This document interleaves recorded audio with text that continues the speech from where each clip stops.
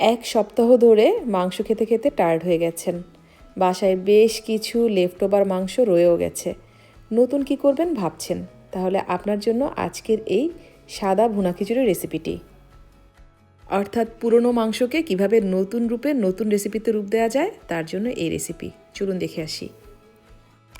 প্যানের মধ্যে তেল দিয়ে তার মধ্যে পেঁয়াজ আর গরম মশলা একটু ভেজে নিয়ে আগে থেকে ধুয়ে নেওয়া পোলার চাল আর ভেজে নেওয়া মুগ ডাল ভালো করে পানি ঝরিয়ে নিয়ে একটু ভেজে নিয়ে তার মধ্যে অ্যাড করে নিচ্ছি সেদ্ধ করা আলু আর পেঁপে।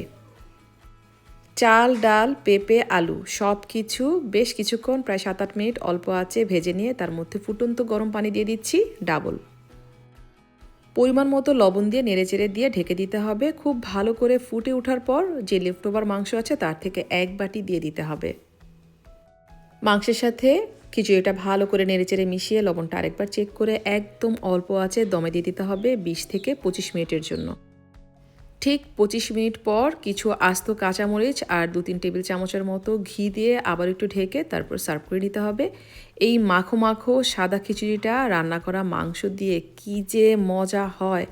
তাই বাসায় যদি মাংস থাকে দেরি না করে এখনই রান্না করে ফেলেন লেফটওভার মাংস দিয়ে সাদা খিচুড়ি।